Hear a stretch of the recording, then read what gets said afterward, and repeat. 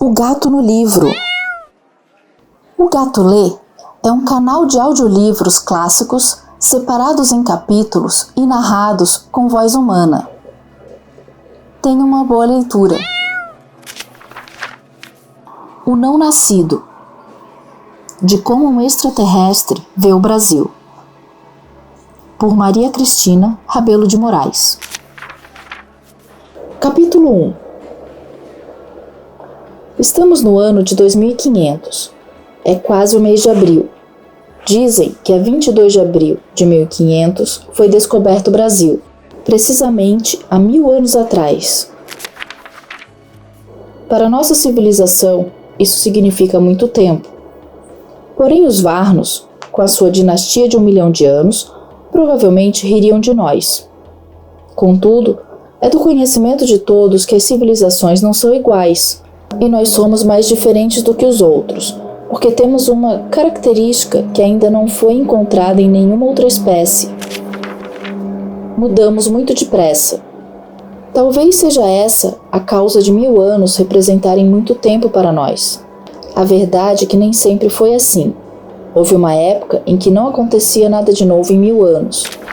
Mas os homens, diferente das outras espécies, nunca estavam satisfeitos com o andar das coisas. Eles procuravam sempre apressar o desenvolvimento tecnológico. Bem-vinda à evolução, diziam. As transformações caminhavam cada vez mais depressa, mais rápidas. Tão rápidas que hoje em dia temos a impressão de que vivemos no momento passado.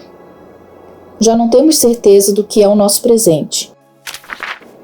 Quanto aos Varnos, eles sabem perfeitamente qual é o seu presente, porque esse é igual ao seu tempo passado e também é igual ao que os espera para o futuro. Mas nós não somos Varnos, e 1000 anos para nós tem mais história do que 10.000 anos para eles. Tenho ouvido falar que vão realizar uma grande festa para comemorar esses 1000 anos de história, que contam desde o descobrimento do Brasil.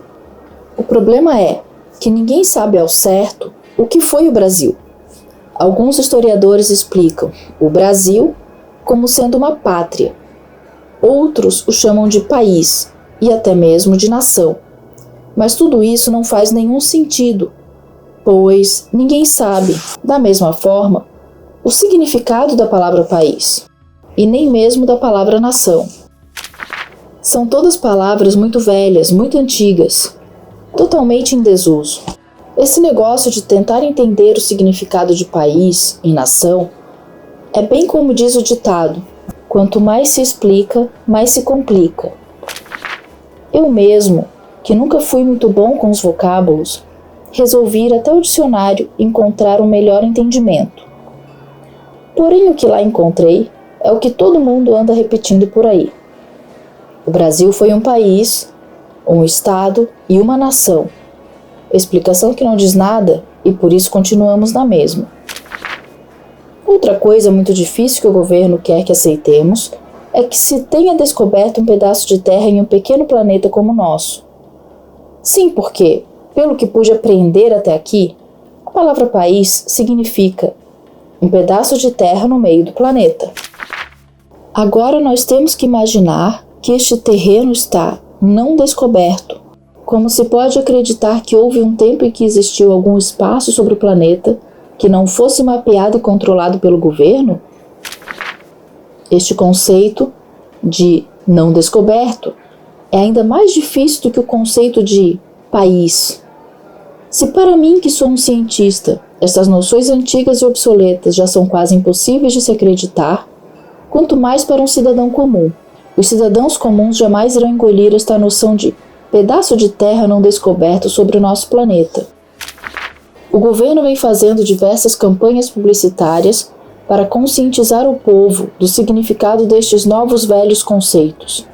Mas o povo não tem demonstrado nenhum interesse para um passado tão remoto. Palavras como Brasil não têm nenhum significado para ele, não despertam nenhuma atenção. Porém, para o governo, é importante insuflar significado a conceitos antigos, porque pretende usar estes conceitos como palavras-chave na sua próxima campanha eleitoral. São discursos e mais discursos em que os políticos trazem mapas para explicar a importância da descoberta do Brasil em 1500. Há uma propaganda na cena vídeo que já é motivo de zombaria. O anúncio inicia com a apresentação de um mapa do universo conhecido. O universo está pintado em tonalidades magníficas, como se todos os sóis estivessem em pleno período de expansão. Depois desse belo princípio, a câmera aproxima a imagem a um pequeno ponto negro que supostamente seria a Terra. Neste momento, o ponto é dilatado e nosso planeta aparece em todo o seu esplendor, rodeado de nuvens brancas. Após, a câmera faz um voo panorâmico, muito vagaroso, circulando o planeta. A lentidão do voo sugere que a viagem ao redor da Terra é mais longa do que as viagens intergalácticas. Logo, de uma forma ainda mais lenta, a câmera se aproxima da área correspondente ao Brasil. Este é o momento do clímax. As terras brasileiras recebem proporções gigantescas. Os menos avisados, olhando a sequência de mapas, deduzem que o Brasil e o universo são do mesmo tamanho. E é esse mesmo o objetivo de toda a campanha publicitária. Os políticos querem dar a entender que o Brasil era todo o universo conhecido da época. Mas o trabalho cinematográfico, apesar de muito bem feito, não está atingindo aos seus propósitos. O povo faz piada. Já está chamando de Brasil a uma coisa que dilata mais do que deve. No entanto, os políticos não se dão por achados. Continuam batalhando os mesmos argumentos. De acordo com eles, depois que todos estiverem conscientizados do valor do descobrimento do Brasil, será a hora de iniciar os festejos para a comemoração da Grande Descoberta. Deverão ser 3 dias de festas, imitando um velho costume brasileiro chamado Carnaval. Durante o Carnaval, os brasileiros, era assim que se chamavam os homens nascidos no Brasil, usavam fantasias, disfarçavam-se em outros seres.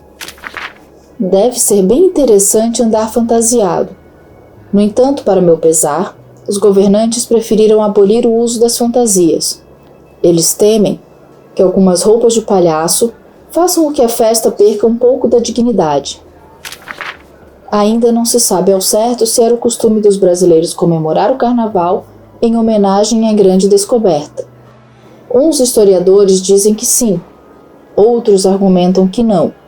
3 dias de festa é bem mais do que a nossa gente está acostumada. Bebida à vontade de graça. Só depois de se certificarem de que o povo está embriagado pelos festejos, o partido do governo irá tentar a reeleição. O escrutínio deverá acontecer logo após as festividades. Acho que os políticos pretendem dar a entender que a festa continua. Os nossos governantes querem nos levar a acreditar que o descobrimento do Brasil foi a melhor coisa que poderia nos acontecer. É melhor que tenha mesmo muita bebida neste carnaval, para que eles alcancem o seu objetivo. Por enquanto, apesar de todos os esforços, tudo nos leva a crer que o argumento Brasil não foi uma boa escolha como pivô para uma reeleição. Estão sendo gastos milhões para fazer o povo aceitar que estamos aqui, graças ao fato de que uns seres chamados humanos portugueses descobriram outros seres chamados humanos índios. Humanos portugueses, humanos índios, outros 2 conceitos totalmente estranhos à nossa civilização. A maioria das pessoas precisa pensar 2 vezes para lembrar o que significa a palavra humano. Quanto à especificação de portugueses e índios, poucos têm a ideia do que seja. Francamente, eu nunca vi tanta imperícia em uma campanha política. Geralmente os partidos se esforçam para que acreditemos em alguma mentirinha ou meias verdades. Mas é a primeira vez que criam uma cartilha com um vocabulário totalmente novo para a gente acreditar. E não é só uma questão de vocabulário. Há as discrepâncias lógicas que ofendem nossa inteligência. Por exemplo, como pode ser que seres da mesma espécie, assim como humanos portugueses e humanos índios, não se conheçam? Isso só pode ser mentira. E mesmo que seja verdade, o que isso tem a ver conosco? Nada! Dizem que descendemos destes tais humanos, mas não é nem dos humanos portugueses e nem tampouco dos humanos índios. Descendemos de uns humanos brasileiros que, por sua vez, descendem dos dois primeiros. Olha, é uma embrulhada sem tamanho. Se isto é verdade ou não, não me interessa, e nem interessa a maioria da população. Como algum partido pretende se reeleger, com tais propostas eleitorais é que eu queria saber. É do conhecimento de todos que os tempos são difíceis, que não há muito para ser festejado, mas tentar comemorar o achamento, ou que seja, o descobrimento de um terreno em um pequeno planeta como o nosso, é desacreditar da inteligência dos cidadãos. É o mesmo que desejar fazer uma festa porque alguém achou uma fagulha no palheiro. Acho muito pouco provável que algum governo consiga se reeleger com um papo furado desses. Por que não escolheram algo mais condizente com a nossa realidade? Por que não festejam os 70 anos da cura de Saúro, por exemplo? Seria muito mais racional e muito mais barato. O povo inteiro está disposto a festejar Mestre Saúro. Ele foi o único que nos trouxe alguma esperança palpável. Até hoje, a sua cura é considerada um milagre. Ninguém conseguiu explicá-la, nem mesmo se sabe como ela aconteceu. Cientistas como eu labutam todos os dias em busca de alguma luz que venha esclarecer o mistério. Mas nada, depois da cura de Saúro, nenhuma outra descoberta digna de monta foi registrada. Todo o mistério em que o caso se envolve traz ainda mais significado para o povo. Apesar de a cura de Mestre Saúro já ser um evento mais do que bem explorado, ainda assim o esquema sempre funciona. Cada um que deseja votos puxa de um lenço e começa a chorar a morte do mestre. Esse ato demagógico já é muito bem conhecido de todos. Está na cara que os políticos não têm nenhum grande interesse por Saúro. Eles só querem se reeleger. Mas, de qualquer forma, estamos acostumados a saudar o mestre. Já faz parte da nossa tradição. Saúro será sempre o grande Saúro. Demagogias à parte, todos nós comeríamos os bolos da festa entre lágrimas de emocionada reverência. Agora, pretender que o povo comemore o descobrimento do Brasil? Isso é um absurdo. Ainda vão ter que gastar muito dinheiro para conseguir alguma manifestação popular favorável. Só em pensar nesta demagogia, já me sinto transtornado de fúria. Este dinheiro todo gasto em propaganda seria tão precioso se fosse empregado nas pesquisas da cura. Não adianta ficar pensando nisso, porque eu não sou do governo e esta decisão não é minha. É melhor que eu faça o que eu vim aqui para fazer. Estou aqui para começar o registro do meu diário. Começarei pela minha identificação. Meu nome é Sauroré. E o texto que estou iniciando agora é o começo de um longo diário. Pelo menos, é de minha pretensão que seja longo. 15 de março de 2500. Querido diário, este nosso relacionamento está sendo iniciado por recomendação médica. Os médicos consideram salutar que se escreva um diário quando se está chegando perto da aposentadoria. Todos sabem, diário amigo, que você é um bom ouvinte e é disso que precisamos na velhice.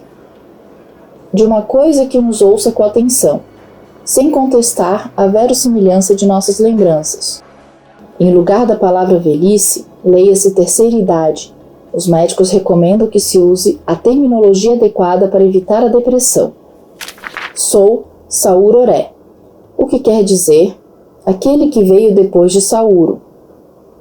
Parece que todo meu destino foi ironicamente determinado pela escolha do meu nome. Aquele que veio depois de Saúro. Sinto como se eu fosse a sombra do nobre Saúro, tentando adivinhar quais foram os seus passos, o que o levou à cura.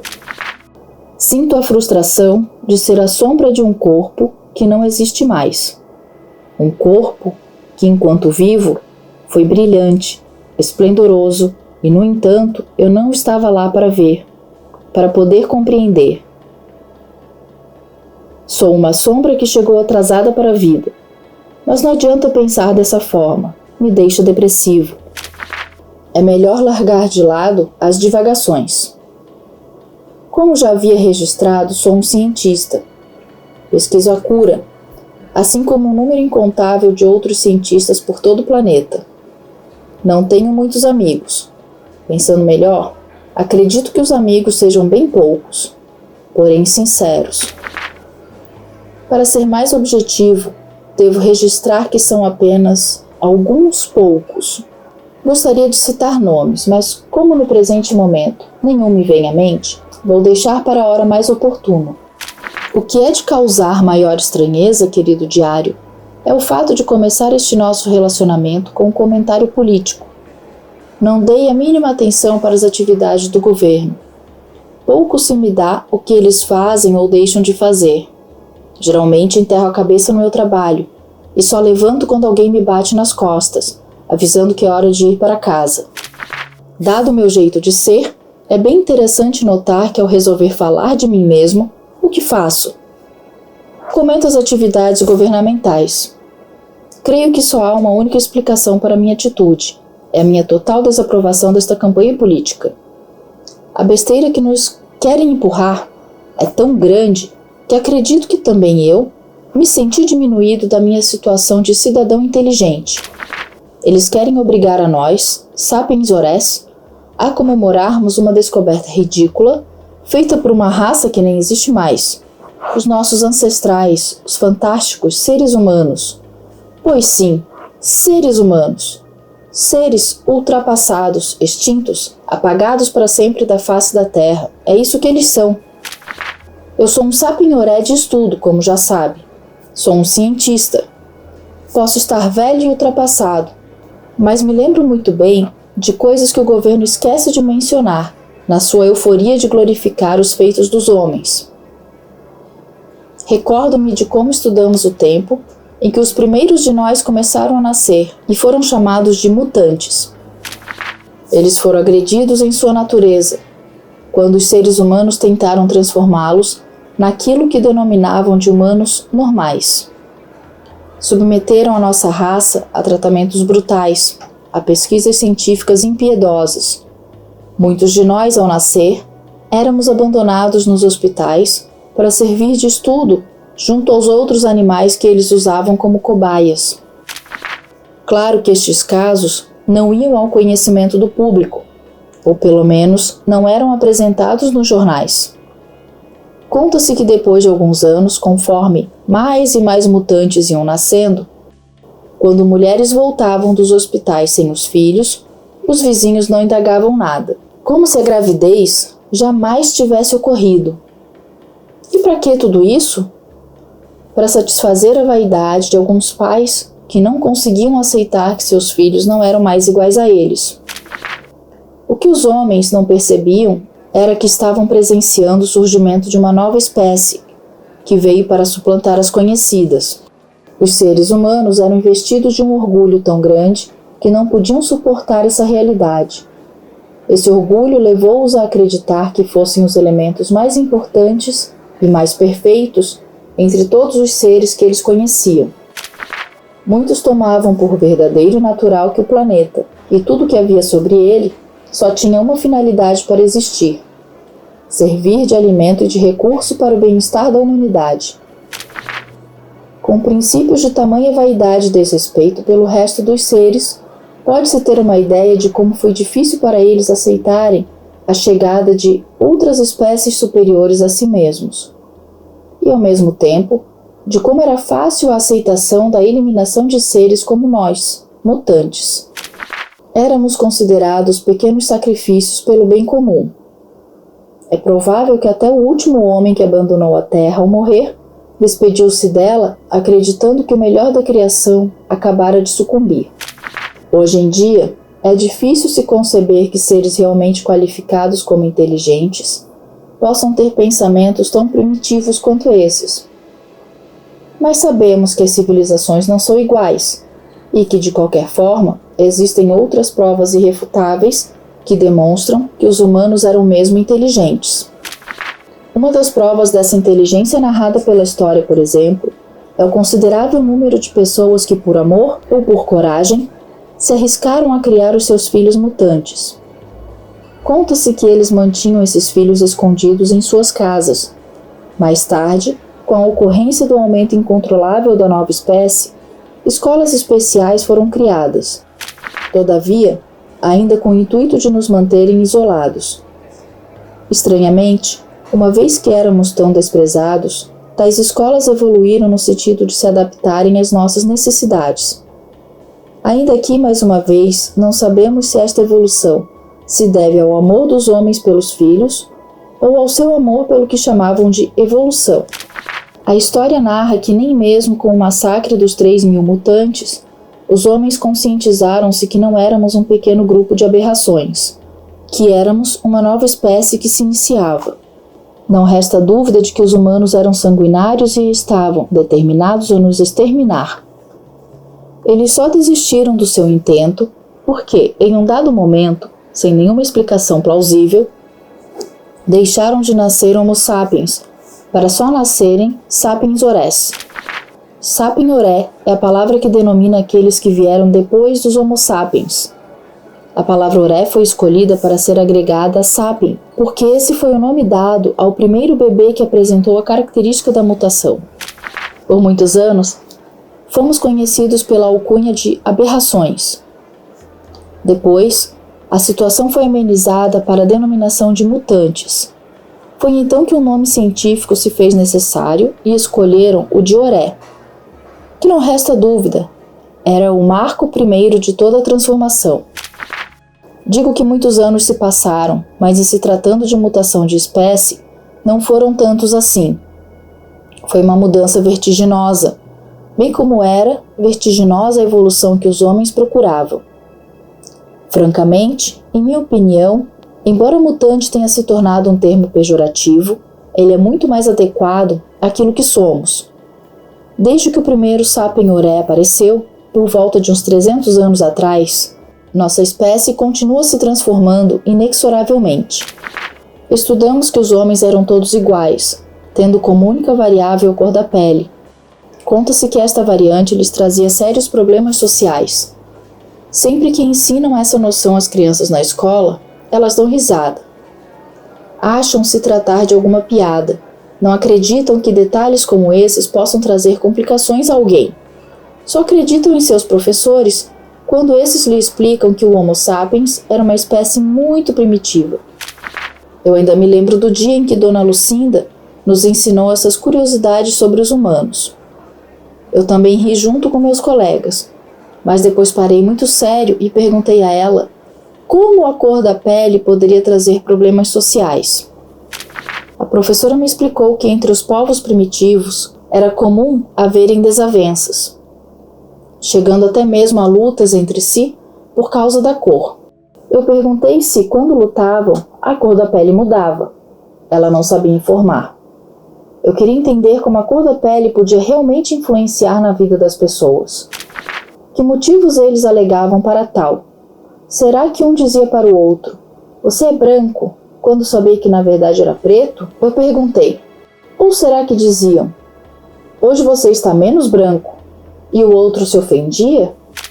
Eu queria tomar conhecimento de como as coisas aconteciam. Dona Lucinda, já exasperada, replicou que tais dados não eram relevantes. Ela me explicou que ensinavam algumas curiosidades sobre a vida dos primatas para tornar as aulas mais agradáveis, mas que eram conhecimentos irrelevantes para nossa época. Hoje percebo que eu só tinha curiosidade própria da infância.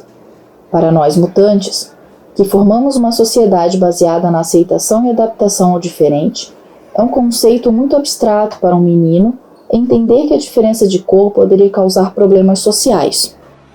Provavelmente, se fosse hoje, com a avalanche de modismo sobre os homens que avassala nossa comunidade, a professora estaria mais bem informada e saberia explicar melhor a sociedade humana. Querido diário, não sei se é você que se apresenta como um espaço aberto tão receptivo que me leva a divagar por assuntos os quais nunca menciono, ou se sou eu que, de velho, estou me tornando muito pouco preciso. Dizem que na velhice as imagens da infância se tornam mais vívidas. Francamente, não me lembro de jamais me ter recordado de meu tempo de criança. Estou começando a pensar que um diário opera milagres mesmo. Devemos manter em mente que você está aqui para que eu não perca o rumo dos meus dias e viva esta terceira fase de minha vida com toda a dignidade de que ela é merecedora. A sua função é me escutar quando falo de mim mesmo. Eu devo falar o máximo possível a meu respeito, para que, me conhecendo melhor, possa alcançar a mencionada dignidade. Portanto, lá vai aquilo que sou, ou que pelo menos penso ser. Eu sou um sapien oré de sexta mutação, também conhecido por oré sexto. Devo salientar que isso é uma honra. Hoje em dia já existem 3 sorés, 7, 8 e até mesmo alguns 9, mas na década em que eu vim ao mundo, eram muito poucos os nascidos de mutação 6. Provavelmente eu tenha sido motivo de orgulho para os meus pais. Provavelmente eles tenham tido grandes expectativas ao meu respeito. Provavelmente. Na verdade, não recordo de ouvi-los mencionar o assunto, só quando entrei na escola e a professora me apresentou aos colegas como um exemplar de sexta, que era como se costumava chamar na época que eu fiquei sabendo quem eu era. Eu me lembro que senti como se estivesse sendo apresentado a mim mesmo. Até pensei em comentar alguma coisa com minha mãe, ao chegar em casa. Mas depois resolvi que era melhor não falar nada. Acho que devo ter perguntado a ela se sabia que eu era um exemplar de sexta. Minha mãe me olhou com aquela expressão de meio sorriso, que é a única coisa de que lembro dela, e me respondeu que sim. Ela disse que sabia desde o momento em que nasci. Lembro-me que foi bom aquele tempo na escola, em que a professora ensinou-me a importância e a responsabilidade de ser um de sexta. Atualmente, querido diário, outra coisa que tenho de aprender é me orgulhar do fato de ter atingido aos 50 anos. Hoje em dia, sou contada entre os mais velhos de nossa espécie. Isto é motivo de júbilo, mas não resta dúvida, que de grande tristeza também. Ser considerado idoso com a minha idade, levando em consideração que os primatas humanos chegavam a viver até 100 anos, é para entristecer bastante. Significa que a longevidade de nosso povo caiu consideravelmente. Não sabemos justificar a razão de nossa expectativa de vida vir diminuindo lenta e inexoravelmente. Não há o que as autoridades não tenham tentado para impedir esse fenômeno, mas tudo é em vão. Não há razão aparente para que tal aconteça. No entanto, esta é a verdade. As pessoas começam a definhar e morrem. A este fenômeno viemos a chamar de upiara. Chamo de fenômeno em vez de doença, porque nenhuma causa biológica foi detectada. Nos dias atuais, praticamente todos os males físicos foram erradicados de nossa civilização. Digo praticamente porque talvez o piara seja uma moléstia. Porém, apesar dos nossos esforços, ainda não conseguimos registrar nenhum sinal de deficiência física quando o piara se manifesta. Os sociólogos, os psicólogos, enfim, estudiosos de todas as áreas tentam encontrar respostas para o problema. O mais alarmante é que cada vez mais cedo o mal nos tem atingido. Os primeiros casos foram registrados em anciãos. Gradativamente, a faixa etária a ser atacada foi diminuindo. Agora, até mesmo as crianças estão morrendo. Este é o triste motivo que leva a me orgulhar dos meus 50 anos. Conto-me entre os mais velhos sobreviventes de minha espécie. Foi exatamente do mal de Upiara que Sauro se libertou. Aos 50 anos, ele declarou que viveria até os 100 e seria feliz todos os dias de sua vida. Se ao menos eu soubesse o seu segredo, poderia declarar o mesmo. Imediatamente, uma aura luminosa o envolveu e ele viveu feliz até os 100 anos. Foi então que, Sem nenhuma razão aparente, em uma certa manhã ensolarada, foi encontrado morto em seu leito com um sorriso nos lábios. Ainda na morte, ele irradiava alegria. Por isso é tão festejado, porque foi bom olhar para ele, mesmo estando morto. De alguma forma, nossa raça está perecendo como aconteceu com os humanos no passado. Talvez porque estamos encontrando o mesmo destino dos nossos ancestrais, que está surgindo esta onda de saudosismo. Estamos morrendo, exterminando. Nenhuma esperança, nenhum futuro. Por que Tupã-Oré? Tupã-Oré parece não ouvir mais nossas preces. Na atual conjuntura, eu consigo aceitar melhor os homens. Afinal, eles tentaram de tudo para salvar a sua espécie. Uma vez não conseguindo, eles concluíram que nós, os Sapinhorés, seriam os únicos seres inteligentes que deixariam sobre a Terra e nos permitiram viver. Sejamos sinceros, quando eles viram que não havia mais esperança para sua raça, dedicaram o resto de suas vidas desenvolvendo formas de facilitar nossa existência sobre o planeta. Nem isto Tupã-Oré nos permitiu. Não estamos deixando ninguém que venha após a nossa finitude. Páginas tristes para se começar um diário, mas agora devo parar, porque são 9 horas da manhã e devo arrastar meus velhos ossos para o laboratório. Sou um cientista cumpridor de minhas obrigações e tenho muito trabalho a efetuar. Não posso me esquecer que ainda não estou aposentado. Obrigada por nos acompanhar neste capítulo. Se você gostou, curta e compartilhe este vídeo. E aproveite para deixar nos comentários sugestões de livros para a nossa próxima leitura. Para adquirir esta e outras obras, basta clicar no link do gato na descrição dos nossos vídeos. Até o próximo capítulo.